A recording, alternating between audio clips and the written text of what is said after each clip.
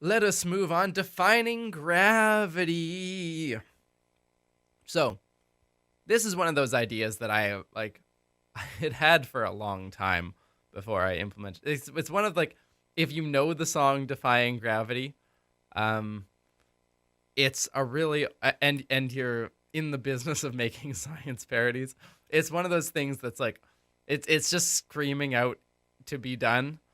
It's so much screaming out to be done that there's a story here about like parallel idea having. So it turns out, like, when I put this out, I got a message, or maybe it was a tweet from Helen Arney, who's another science communicator in the UK, who ended up showing up as who did she play? Emmy Noether in my Hamilton video. But she tweeted, "Oh man, I've been doing a version of this for quite a while, and but Tim did it really well." And I was like, "Oh no, like, am I like, is this gonna be a problem? Like, am I infringing her copyright?" Because then I went and like looked at her highlight reel, and yeah, like there was a little bit of like her version of defining gravity, where she was also pretending to be either Newton or Einstein, um, and like singing live because she's part of the Festival of the Spoken Nerd with Matt Parker and a couple other people, um, and yeah, I was like, oh no, like what's gonna happen? Am I infringing? But we're cool. We like, I don't know, we don't super like, she hadn't made a YouTube video and I wasn't doing a live show, and we decided to just collaborate together and do Hamilton and give each other exposure, and worked out well.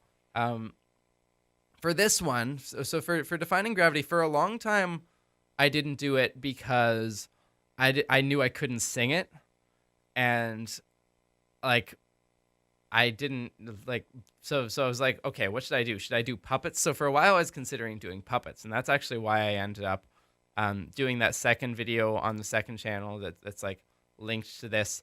That's Puppet Einstein, because I already had Puppet Einstein. I knew it's a duet, so it's Puppet Einstein and Puppet Newton doing For Good, like a version of For Good, which maybe we'll go and review sometime when we chew through all of the Acapella Science 1 content. Maybe we can watch Acapella Science 2 content.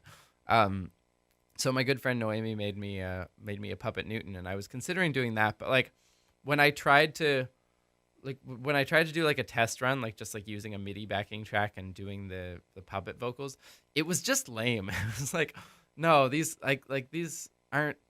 I can't keep these up for an entire song and like have it feel epic and good, and it just felt like it would be a disservice, you know.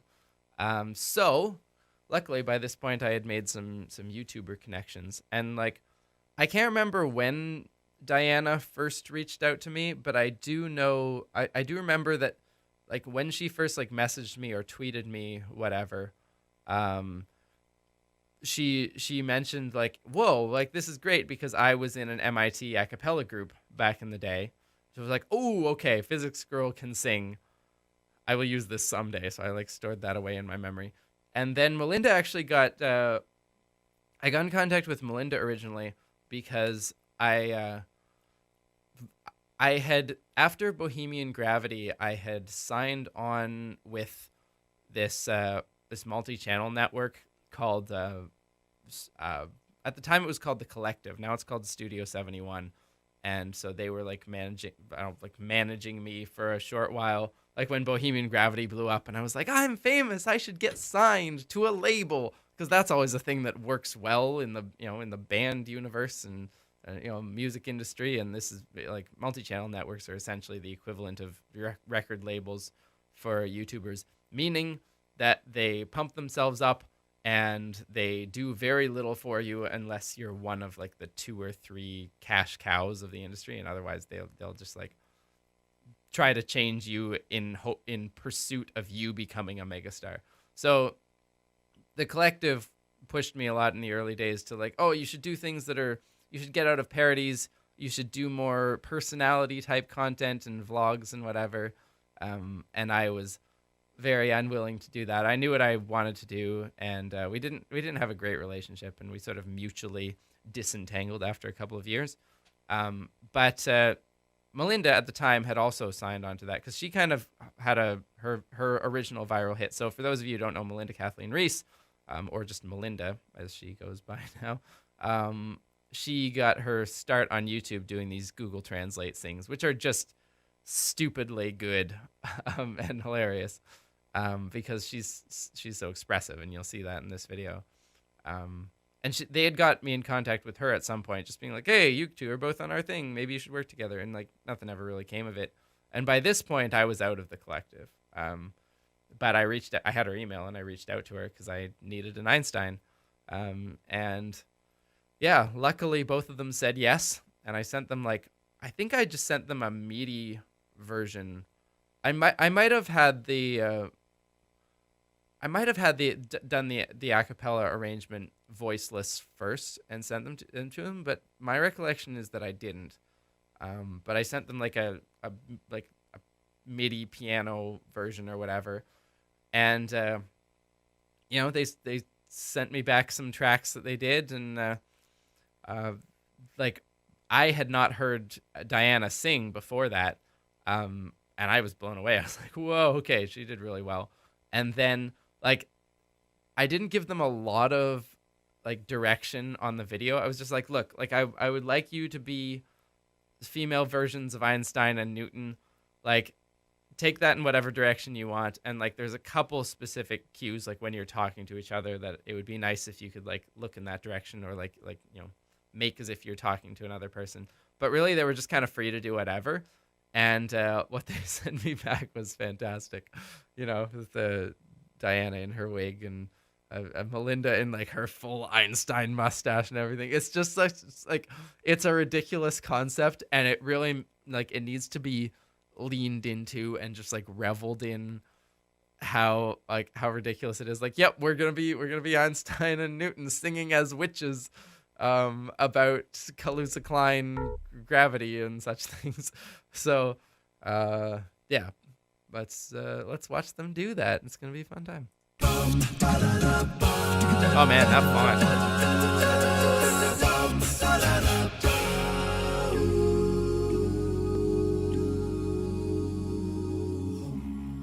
Some new equations hit me. So if you don't know, most of you probably know Defying Gravity. It's from the musical Wicked. So the storyline originally is this character is Newton, is played by Idina Menzel in the original Wicked. She's Elphaba. She is the Wicked Witch of the West in the Wizard of Oz, and it's her origin story. So she becomes this sympathetic character of here's how she decides that a whole bunch of terrible things happen to her, and here's her side of the story and her sympathetic origin and whatever. And if it's not obvious, it's probably not obvious if you haven't seen the I don't know, if you haven't seen the Wizard of Oz, I guess. But I was kind of doing a theme of we've got the Newton's, these are Newton's original writings in the back here. They're clips from Principia Mathematica. And the bubbles are supposed to be indications of the good witch bad witch dynamic. So this is in Glinda, the good witch comes through Oz in this pink bubble, and Elphaba has this green tinge. Her skin is green and everything is yeah. So yeah, we're kind of shouting, you've even got pink bubbles back here. So we're kind of shouting out Wicked.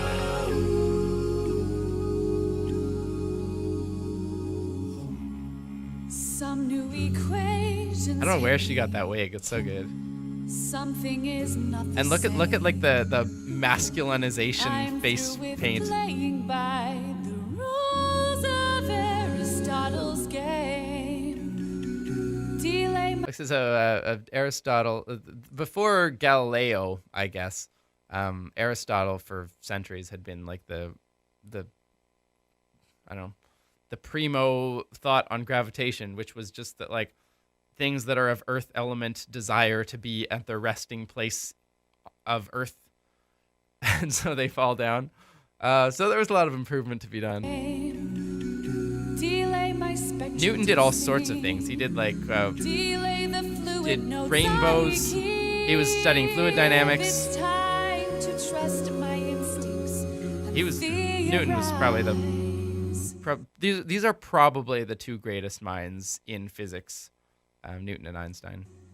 A little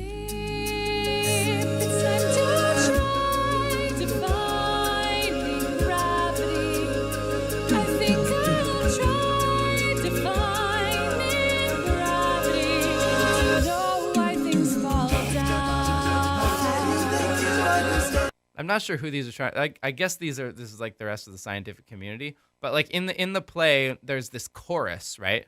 As actually, this isn't even the chorus. In the play, this is her friend Glinda the Good Witch, who's saying, "How can I make you understand? You're having delusions of grandeur." Just trying to talk her down from this like like sort of path that she's going on, of defying gravity and defying the system and whatever else. So in here I'm taking it on as me in the choir. There's a lot of autotune on this this particular video. I think this is like my peak autotune phase, and it's not well handled. Like I hard tuned a lot of this more than is aesthetically nice. I think like here.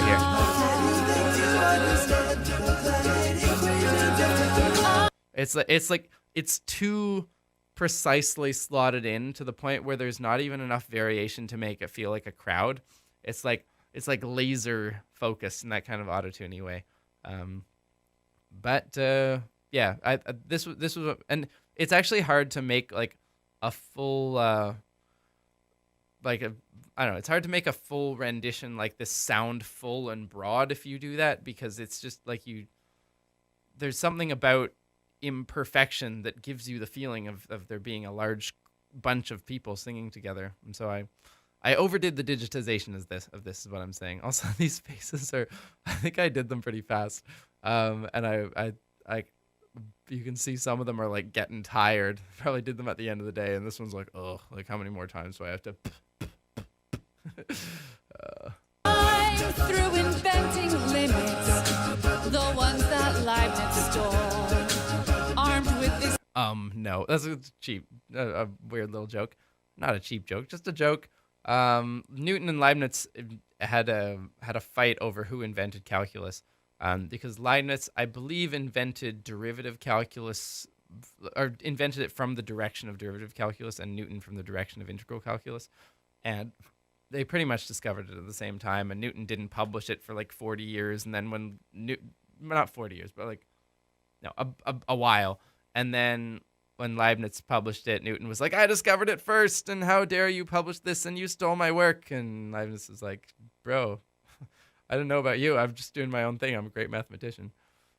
Very similar thing happened with Darwin, I believe. Darwin and Wallace, where Darwin like sat on his theory of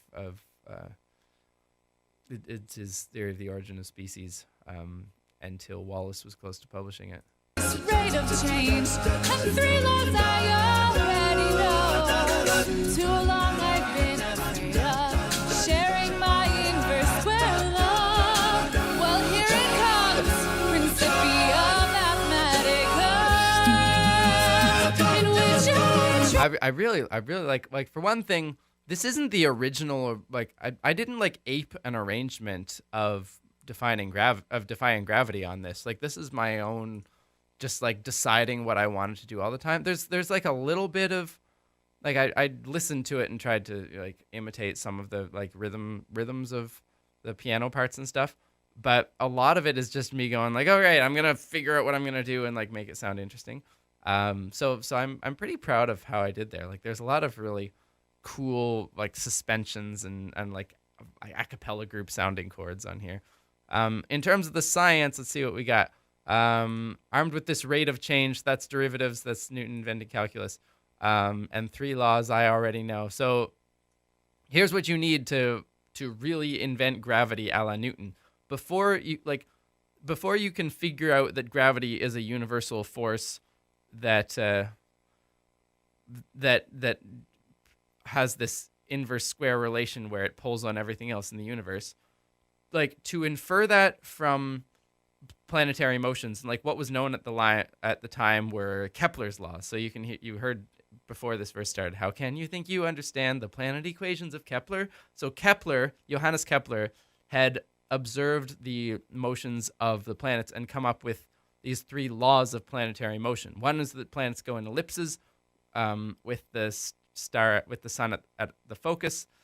And and the other two are about the rate at which they go. So one is that they sweep out equal areas in equal times around their whole curve, and I can't remember what the third one is, but they like when physicists or scientists discover something and they don't have like an explanation for it, they just notice a mathematical relation. That's when you call it a law. So you hear that a lot with like the second law of thermodynamics or Hooke's law or the three laws like Kepler's laws. These are all times where we discovered the mathematical equation before we discovered the actual theory, like the explanation, the derivation of the equation from like deeper principles, right? So even, like all of physics theories pretty much are built on laws that we don't understand yet. So for example, Newton had Kepler's laws and then supplanted them with Newton's laws, which are his three laws of mechanics.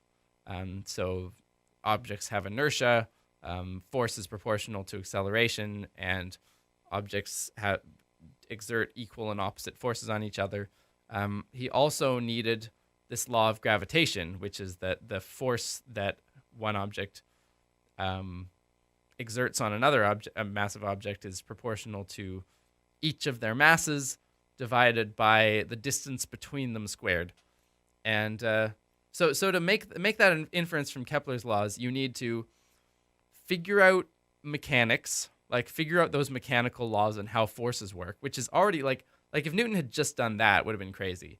Then you have to invent calculus so that you can actually apply those laws to objects that are moving in complicated ways at different directions in time. And then you have to invent the right law of gravitation and put all those things together to get all the way to Kepler's laws. So it's just like the amount of lifting that this one scientist did is insane. Yeah, so we've gone past here. That's and he wrote it all down in Principia Mathematica Naturalis, I believe.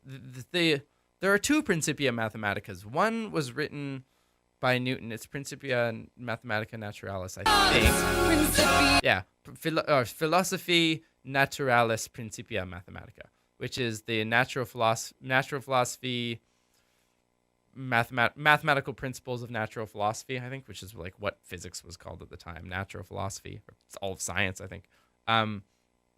But more modernly, the one that's just called Principia Mathematica is by Bertrand Russell, I believe, and someone else trying to work out like a set theoretic construction of all of mathematics. They're easy to get confused, but everyone calls this one just the Principia or Principia Mathematica because it's just, I don't know, the whole thing is too long. And like within physics context, you're never talking about Bertrand Russell and set theory.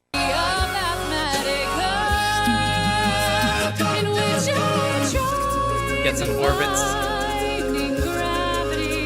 I think that, yeah, this is also a diagram from the Principia. I'm going to say Principia. I think that the C's in Latin are ch, right? So this is one of those diagrams of him like working out why things go in ellipses. So I got some ellipses here. Yeah, I don't have anything else to say about that.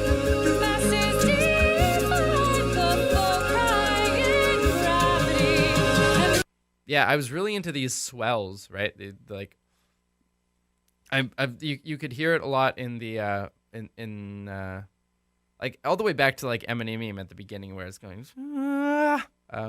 those kind of like everyone coming in like it's a really fun lift.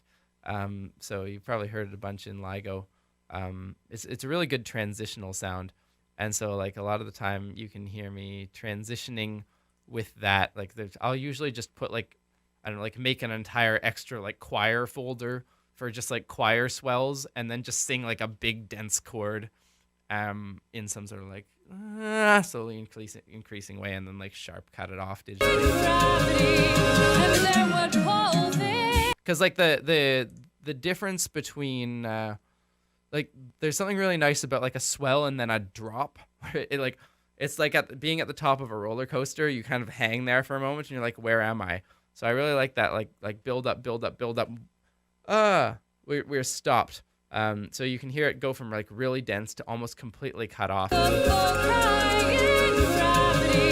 and there would pull things down. And then we get this nice ambient section. Einstein comes in as this weird like god. Like so I don't know what's going on story wise, like how these two are interacting. They're both dead, but at one point I sort of mentioned, like, I have this weird joke where like Newton's dead but Einstein isn't, which I guess means that this is from like this is taking place from Einstein's present looking at Newton's past and somehow reaching back and interacting and being this like cosmic figure. I don't know. It doesn't make sense. Isaac, come with me. Think of what we could prove together. There's probably a good sci-fi in there about Einstein going one step further and discovering time travel, or at least like time viewing and communication and going back and talking to Newton. Someone write that. And here we get I think where did I take this from? It might have been from one of Einstein's GR papers that I like actually took this graphic and like put it like inverted the colors and tried to keyframe out the background and put it on a blackboard. Just like look at how hard Melinda went on this, like the commitment to like the mustache. I don't know, she's got like theater background, so she probably like knows how to, I guess she knows how to apply fake hair really convincingly. But oh man, it's so good. You can see some of her hair is sneaking through there. Your theory is That actually limited. Our theory is so limited. I think Helen did the exact same line for that one, because it's just like if you're doing, especially if you're doing like Newton building on a previous theory, it's like of course because the original is unlimited. My future is unlimited, and I've just had a vision almost like a prophecy. I know. So to know that the original lyric is unlimited, and to like, I don't know, it's one of these things where it's just the obvious choice. your theory is so limited. Low energy limit of its geodesic twin, Newton. I like that line. It's super technical. Low energy limit of its geodesic twin. The geodesic twin in this context is Einstein's theory of general relativity, which is based on curvature of spacetime and finding the closest thing to straight lines in curved spacetime, which are things called geodesics. So like an example of a geodesic would be a great circle around the Earth, which is like the equivalent of an equator, but like in all possible orientations around the Earth. The Newton's laws can be if you take Einstein's rules and you just presume that you're in a really low energy regime, so like you're not talking about like stellar mass, like black hole masses and like crazy energies and crazy speeds. Like you take low speed and like low mass, and you like expand out the equations where you just keep like the parts of the equation that survives when you've got really, really low speeds and really, really low masses, which basically means cutting out any reference to the speed of light. You're presuming that the speed of light is effectively infinite compared to any speed you're interested in talking about. What falls out of Einstein's equations are Newton's laws. And so that like Einstein gets below Newton then. So Newton is taking a series of laws from Kepler and explaining them with Newton's law of gravitation. And just like Kepler's law was like just an axiom, it's like we don't know why it's true, but it is. Then Newton's law is also an axiom that Newton builds on, but he can explain that sort of higher order law. And now we have Einstein's equation, which is the equivalent of Einstein's law, even though we don't call it that, because why does matter curve space-time? Why does space-time tell matter how to move and matter tell space-time how to curve? Unclear. we'll have to wait for the next theory under it to know. So right now that is a law, but it explains Newton's laws, which were previously laws, and now they're derivations. Yes, Silver Talon, the limit, I believe the limit is just taking the speed of light to infinity, if you want to get technical with it, or like approaching infinity. Or you can probably do it either with taking c to infinity or taking v to 0. Or it might be something more complicated where you have to also take your masses to be small. There might be something about taking your masses as well, some limit of low mass.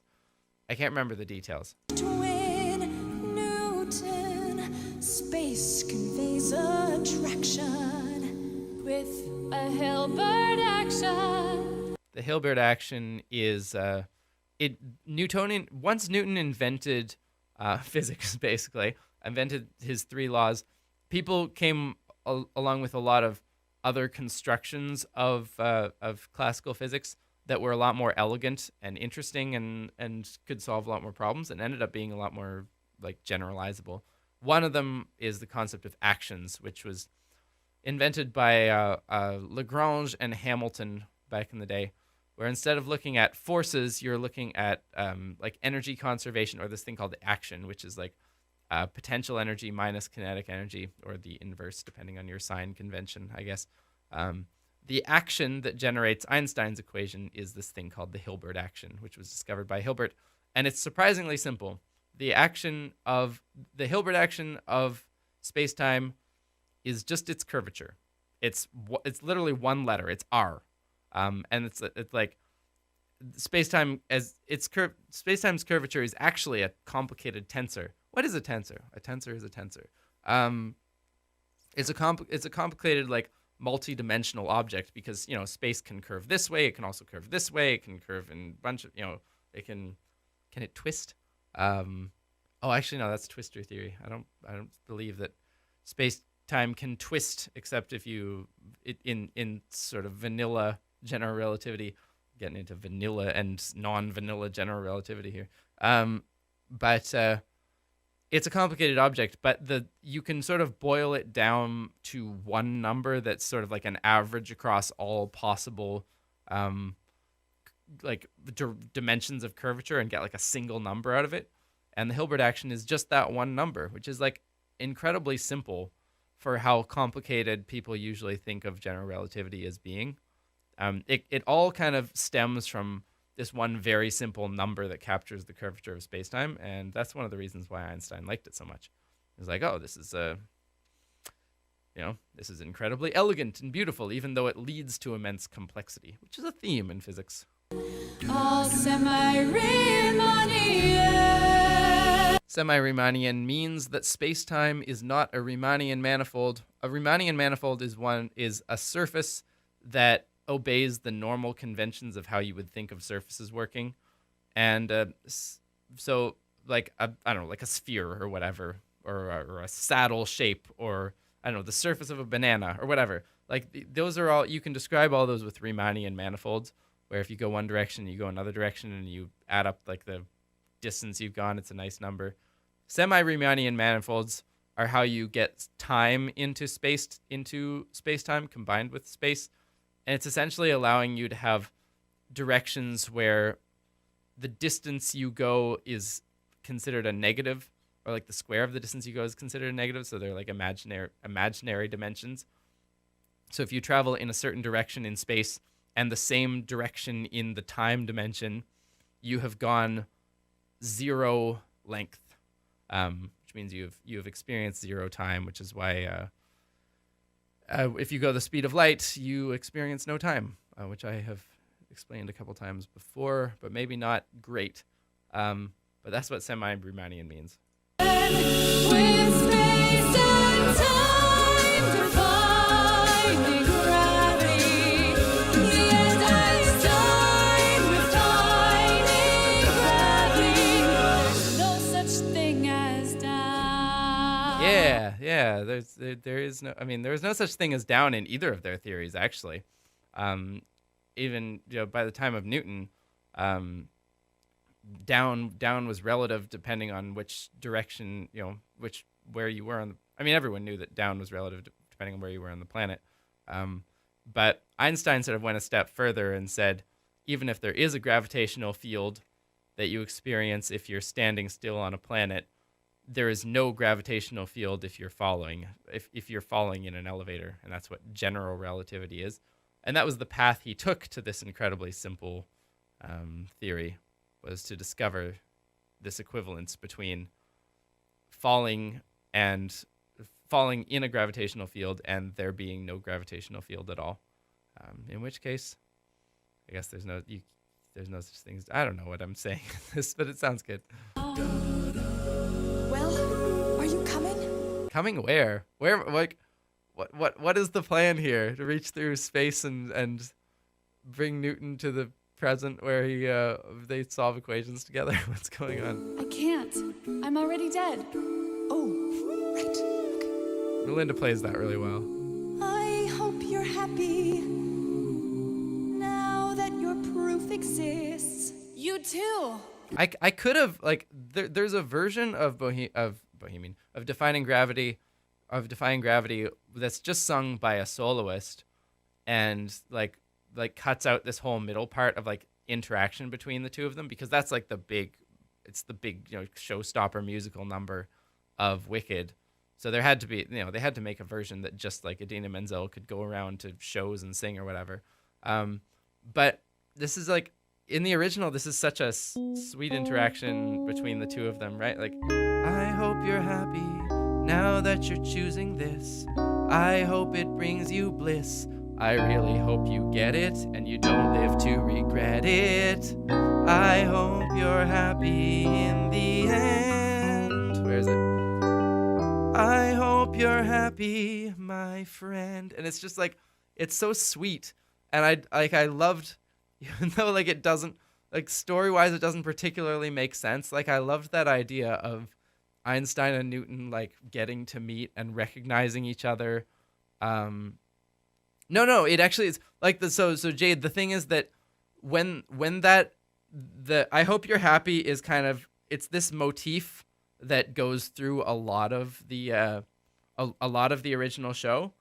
And like when it's first played, it's played very passive aggressive. Like, I hope you're happy. I hope you're happy now. I hope you're happy how you hurt your cause forever. I hope you think you're clever, right?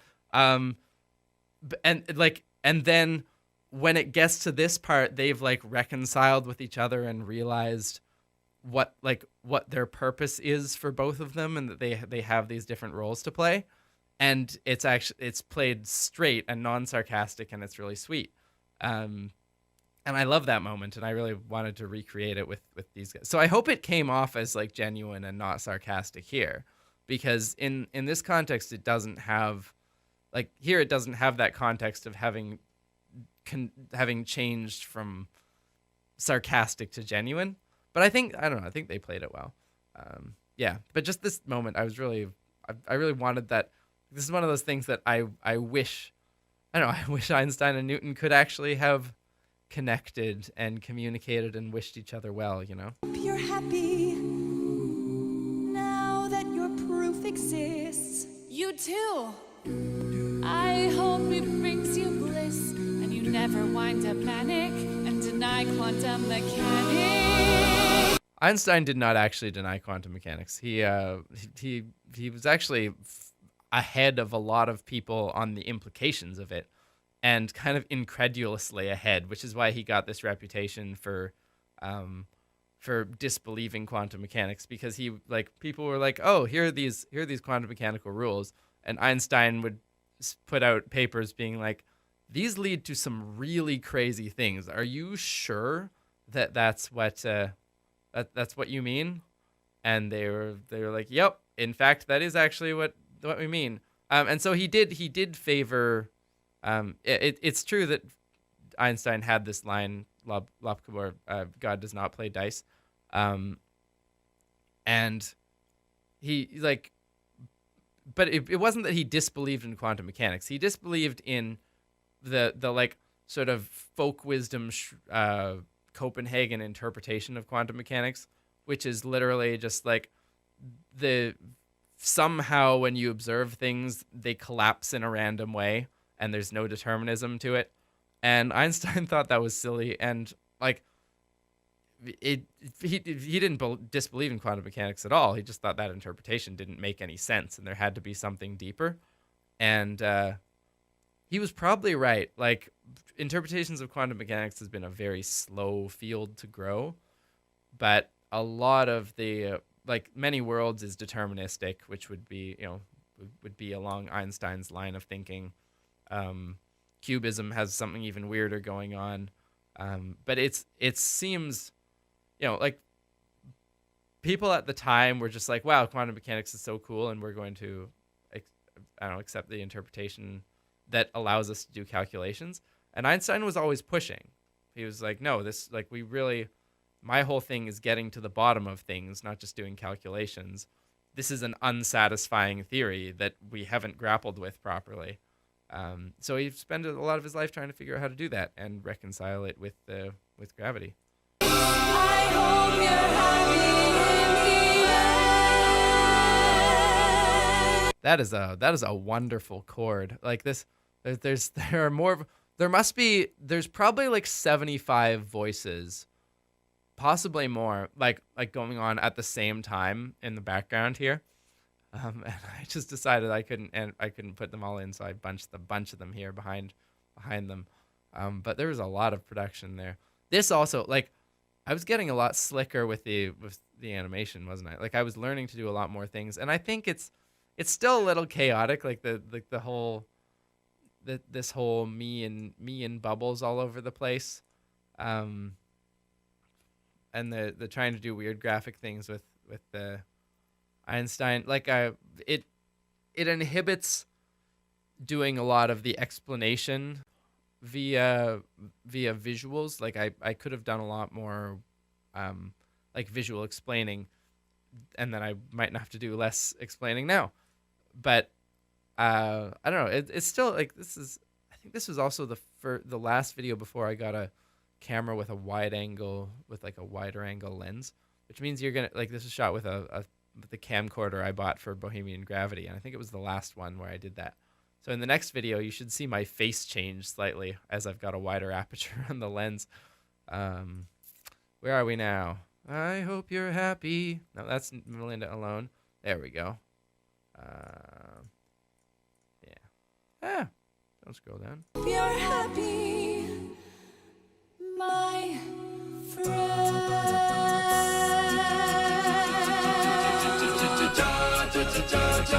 I love, like, Diana's like, Diana has a capacity for sincerity even when she's just talking to like singing in an Einstein and a Newton wig while talking to a camera, and just look at her smile here.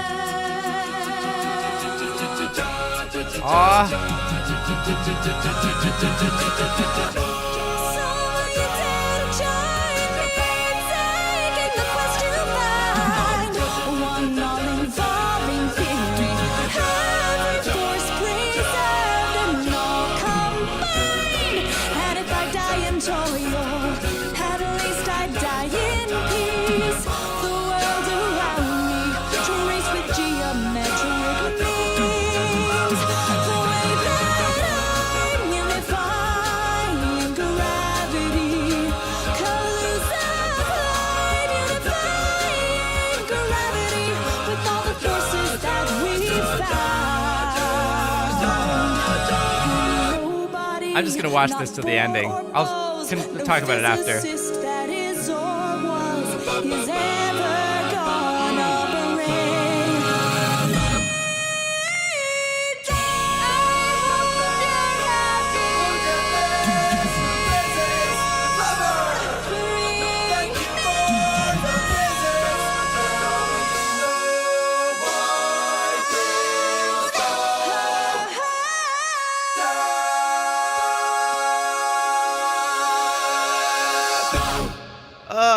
And the what a Breakfast Club ending there.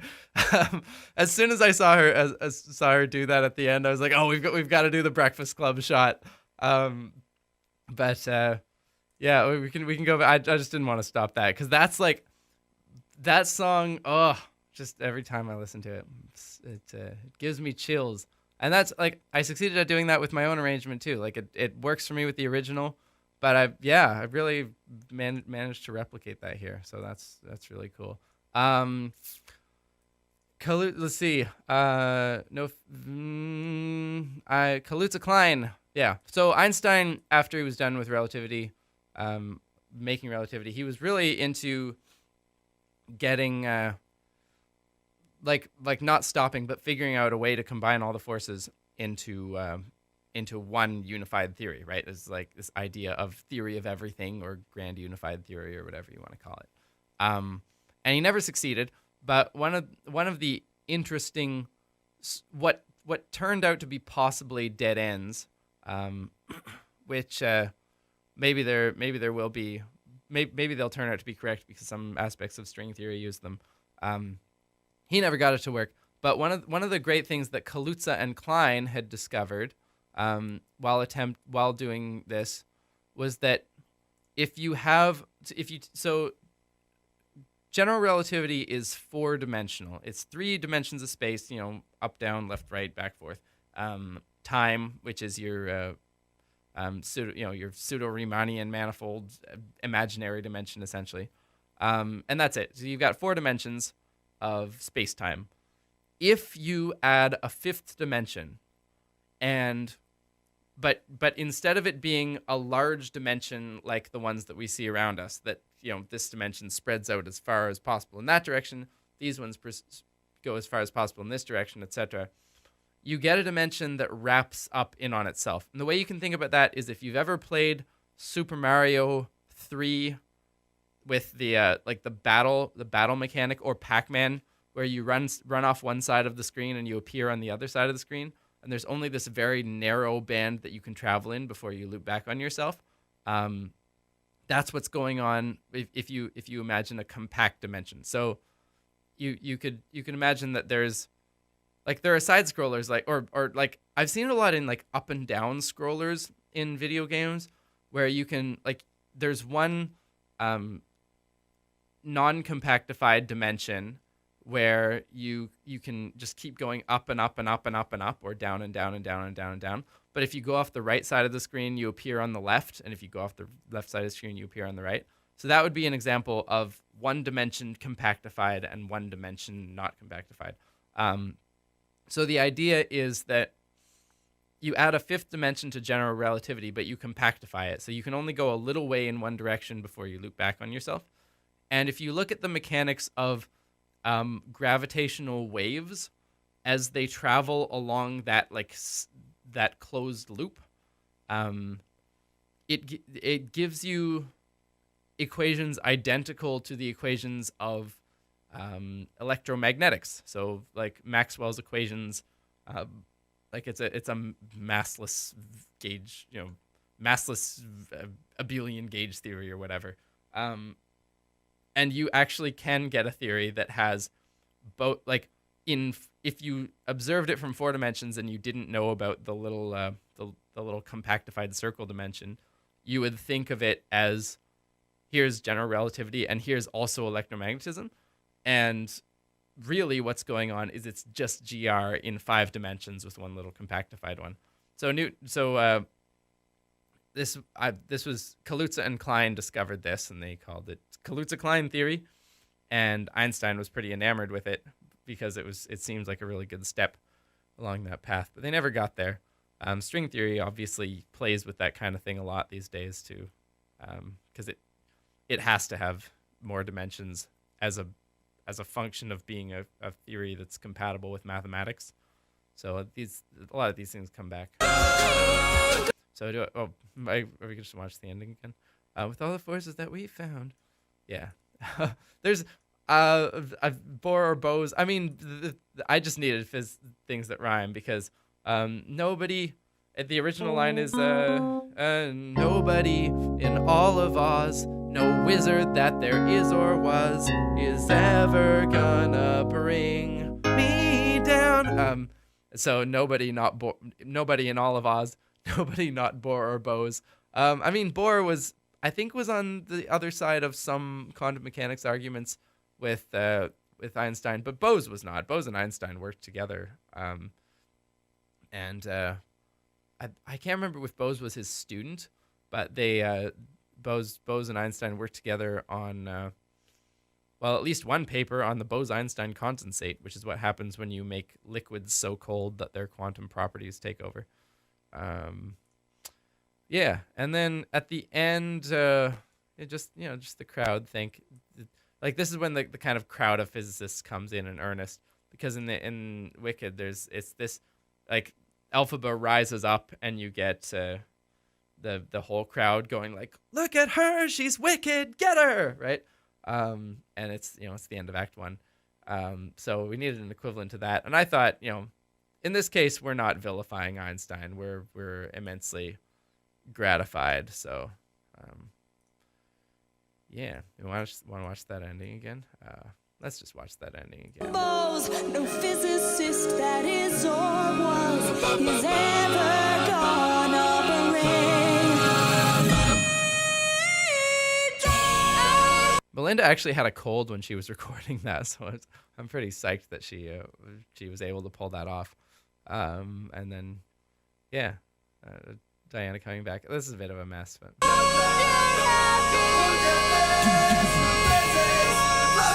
Yeah, so it's, look at her, she's wicked, get her.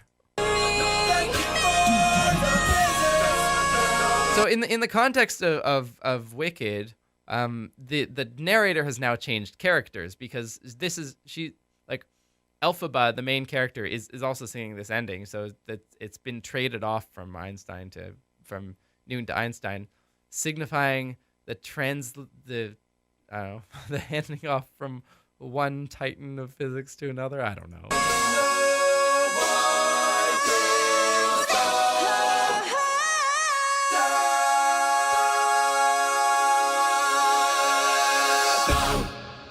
Yeah, there's a cool like cluster chord going on there, because it's like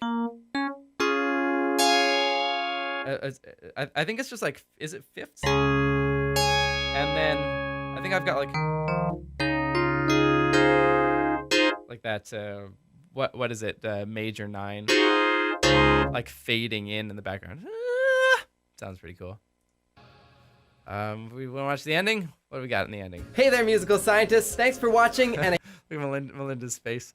Melinda has one of the most expressive faces.